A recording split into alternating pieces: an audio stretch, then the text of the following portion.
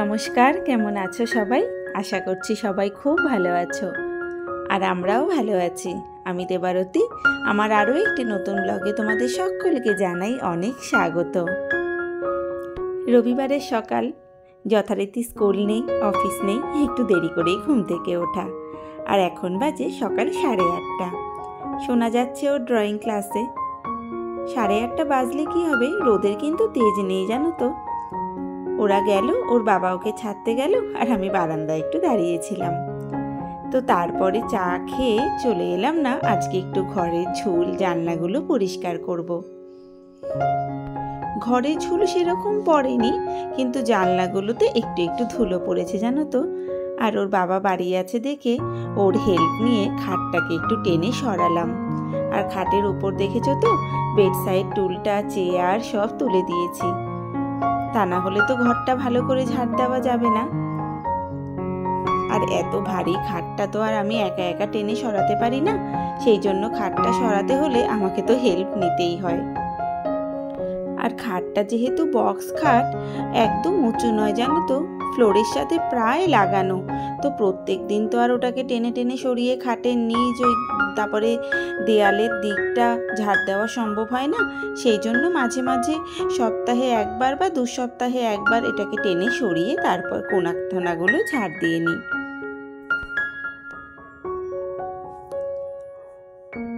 আর দেখেছো তো, যেটা বললাম, এত নিচু যে খাটের নিচটা ঝাড় দিতে গেলে কিন্তু আমাকে প্রায় শুয়ে পড়ে তবেই ঝাড় দিতে হয়। আর তারপরে এই যে মাঝে কিছুটা সময় কেটে গেছে, সোনাও ওর আঁকার স্কুল থেকে চলে এসেছে। এসে ব্রেকফাস্টটা করে নিয়েছিল। আজকে ছিল রুটি আর বিট গাজর আলুর তরকারি। আমারও ব্রেকফাস্ট করা হয়ে গেছে। আর এই যে বিছানার চাদরটা তো 2 দিন হয়েও গেছিলো, আর যেহেতু জানলা টান্নাগুলো ঝেড়েছি, নোংরাও পড়েছে, সেই কারণে চাদরটাও আজকে চেঞ্জ করে নিলাম।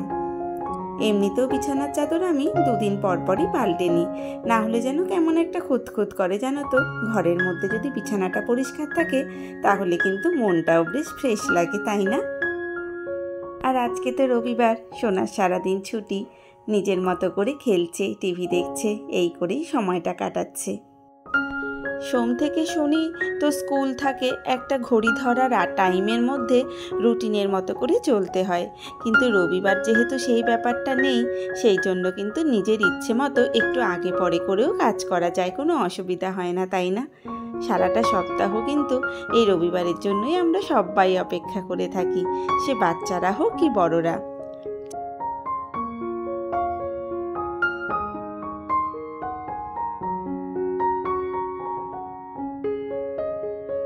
আর তারপর চলে এলাম একটু রান্নাঘরে। আজকে না চিংড়ি মাছ রান্না করব একটু অন্যরকম ভাবে। তো কড়াইতে সর্ষের তেলটা দিয়ে দিলাম, সর্ষের তেলেই করব রান্নাটা আজকে। আর তারপর নুন হলুদ দিয়ে মাখিয়ে রাখা চিংড়ি মাছটা খানিকক্ষণ আগে আমি বেছে ধুয়ে পরিষ্কার করে নুন হলুদ মাখিয়ে রেখেছিলাম। তোমাদেরকে এবার একটা ভালো কিন্তু ছোট্ট টিপস দিই জানো তো, চিংড়ি মাছ যখনই কড়াইতে তেলে ছাড়বে সবসময় গ্যাসটাকে হাই ফ্লেমে রাখবে। গ্যাসটা বাড়িয়ে মাছগুলোকে ছেড়ে 20 থেকে 22 সেকেন্ড মতো ভেজে তুলে নেবে, তাহলে দেখবি মাছগুলো একটুও শক্ত হবে না। আমরা তো জানি চিংড়ি মাছ বেশি ভাজলে শক্ত হয়ে যায়, কিন্তু গ্যাস বাড়ানো অবস্থায় ভালো হাই ফ্লেমে যদি মাছগুলোকে 20-22 সেকেন্ড মতো নাড়াচাড়া করে তুলে নেওয়া হয়, তাহলে কিন্তু মাছটা সুন্দর ভাজাও হয়, আবার শক্তও হয় না। আর এই যে মাছগুলোকে আমি ভেজেও নিয়েছি, আর তারপর আলুগুলোকেও কিন্তু ভেজে নিলাম লাল লাল করে। আলুটা আমি সেদ্ধ করে নিইনি, একটু ভালো করে সময় নিয়ে ভেজে নিয়েছি। আর তারপর দিয়ে দিলাম কালো জিরে আর কুচনো পেঁয়াজ।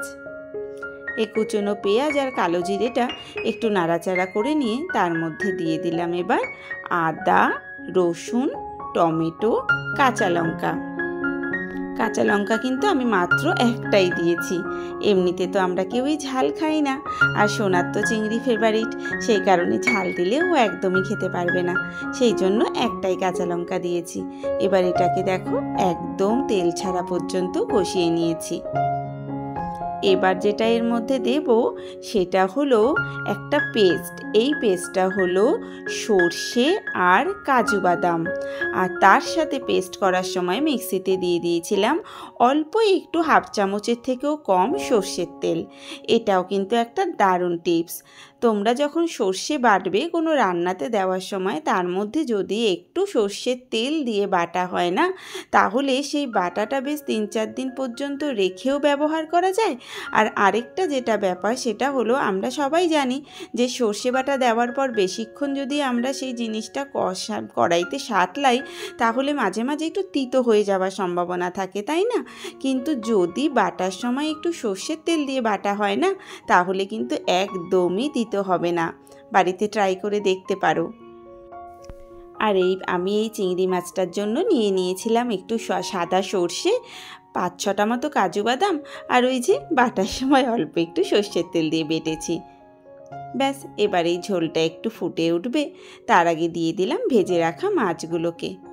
এবার যেরকম পরিমাণ খাওয়া হবে সেই রকম পরিমাণ একটু টানিয়ে নিলেই হয়ে যাবে।